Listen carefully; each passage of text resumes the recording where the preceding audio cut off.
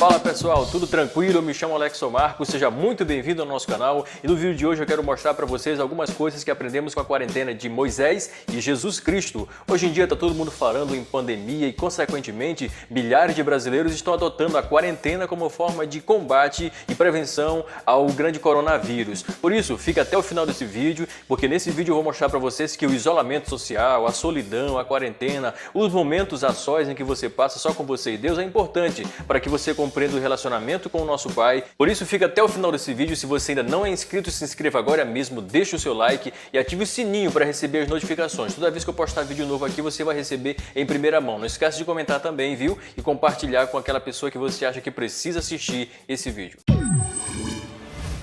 Eu não sei se você ainda está na quarentena, mas Moisés e Jesus Cristo estiveram por 40 dias e 40 noites em um isolamento especial, diferenciado. A começar por Moisés, nós lemos lá em Êxodo 24 que ele esteve por 40 dias e 40 noites em comunhão com Deus, recebendo as ordens de Deus em relação ao culto do Antigo Testamento, bem como as leis cívicas e morais que regiam aquela sociedade. Ao final daquela quarentena, Moisés também recebeu 2 tábuas de pedras com os 10 mandamentos, 5 em cada pedra, sendo que aquelas pedras foram lavradas pelo próprio Deus e escritas pelo próprio dedo de Deus. No entanto, quando Moisés sai daquele isolamento, sai daquela quarentena e foi se encontrar com o povo, ele encontrou os seus conterrâneos e aqueles a quem ele regia totalmente imersos na idolatria. Moisés, contemplando aquela cena, encheu-se de ira e arremessou as 2 pedras da lei no chão e quebrou tudo, espatifou tudo. Porém, no capítulo 34 de Êxodo, o próprio Deus fala novamente com Moisés e pede que ele suba novamente ao monte e primeiramente lavre 2 pedras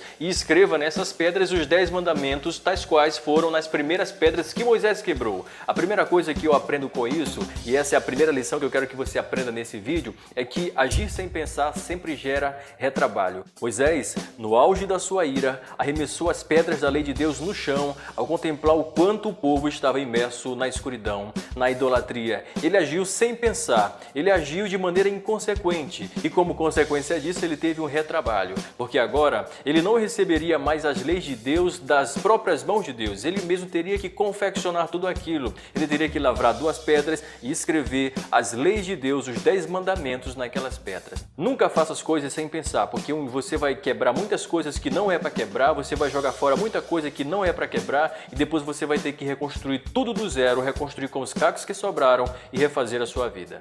Moisés, assim que sobe ao monte e percebe a presença de Deus, ele começa logo destacando características da natureza de Deus, o seu amor, a sua bondade, a sua misericórdia. E uma das coisas que me chama a atenção é que o texto sagrado diz que Moisés correu apressadamente, se curvou e adorou ao Senhor. A segunda coisa que eu aprendo com a quarentena de Moisés é que um verdadeiro adorador tem pressa em adorar o Senhor e o adora em qualquer lugar. Esse é o adorador lá de João 4:24, que adora a Deus em espírito e em verdade. Existe um salmo na Bíblia que fala que assim como a corça anseia pelas águas, assim a minha alma tem sede de Deus. A corça é o animalzinho que, quando está com sede, junta todas as forças que tem e toda a velocidade que possui para se aproximar da fonte das águas e saciar a sua sede. Que velocidade nós temos em relação à presença de Deus? Será que nós temos pressa em adorar a Deus? A prova de que você é um adorador de Deus, que o adora em espírito e em verdade, é a sua velocidade, é a sua pressa em colocar Deus em primeiro lugar, em adorar Deus em qualquer situação, em qualquer lugar, em qualquer circunstância.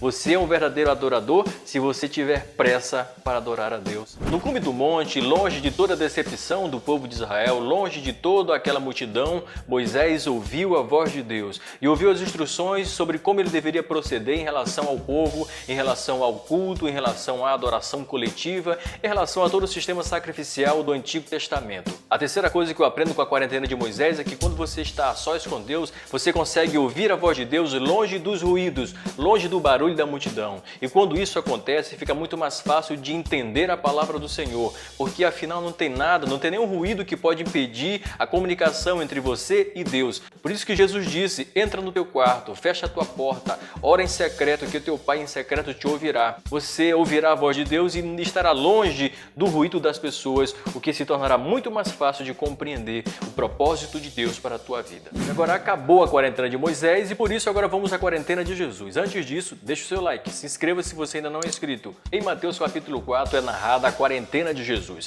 Ele passou 40 dias e 40 noites em jejum no deserto, orando a Deus, se alimentando da palavra de Deus em comunhão perfeita com o Pai. Porém, ao final dos 40 dias aparece o inimigo, o tentador, o acusador e faz a Jesus no mínimo propostas indecentes, mas muito tentadoras. A primeira coisa que eu aprendo com a quarentena de Jesus é que por mais que você se isole do mundo inteiro, por mais que você se afaste das pessoas, por mais que você se afaste das redes sociais, por mais que você jogue o celular fora, por mais que você esteja no quartinho escuro, a sós com Deus, lá o tentador vai te perseguir. Lá ele vai tentar você. Lá ele fará a você propostas muito tentadoras, porque quanto mais você se aproxima de Deus, mais o inimigo se aproxima de você para tentar te detonar.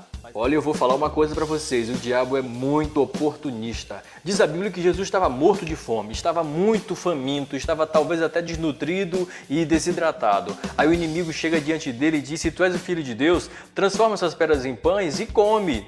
E aí Jesus poderia muito bem cair naquele papo sedutor de Satanás. Mas aí Jesus disse: nem só de pão viverá o homem, mas de toda palavra que sai da boca de Deus. A segunda coisa que eu aprendo com a quarentena de Jesus é que o inimigo, primeiramente, ele é um oportunista e depois ele só vai oferecer a você aquilo que você tem necessidade. Satanás não vai oferecer a você aquilo que você não gosta. Se você não gosta de X coisa, ele não vai te oferecer aquilo. Agora, se você gosta disso aqui, ele vai te oferecer isso aqui. Eu quero acrescentar mais uma coisa para você. O inimigo sabe tudo o que você sente falta. Ele sabe tudo o que você deseja, ele conhece as suas necessidades por completo. Ele sabe que você luta contra algum tipo de pecado e é nesse tipo de pecado que ele vai te tentar para ver se você cai. Mas Jesus não caiu, porque ele agiu com prudência e não se deixou levar pelo desafio de Satanás, que queria testar a divindade do Filho de Deus. E não era daquela forma que Jesus queria mostrar que ele era o Filho de Deus. Ele queria mostrar de outra forma, lá na cruz. Agora tem uma outra coisa na quarentena de Jesus que me deixa muito reflexivo e eu quero compartilhar com vocês. Quando Jesus recebeu a proposta do inimigo de transformar pedras em pães, ele usou a expressão "está escrito". Nem só de pão viverá o homem, mas de toda palavra que sai da boca de Deus. Jesus repetiu o que Moisés já havia falado lá em Deuteronômio muitos anos antes.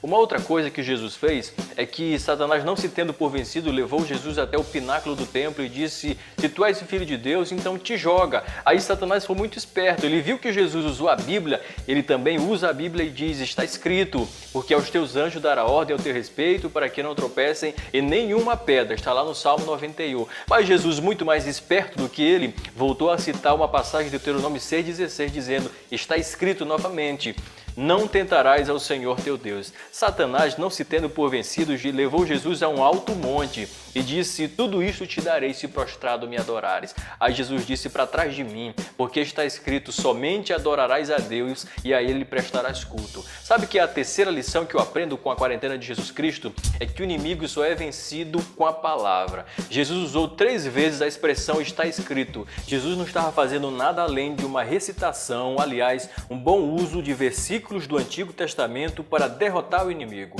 Eu quero dizer para você que você não vai derrotar o inimigo com conversinha. Você não vai derrotar o inimigo desafiando a ele. Você só vai sobreviver pela palavra de Deus, é com a fé na palavra de Deus.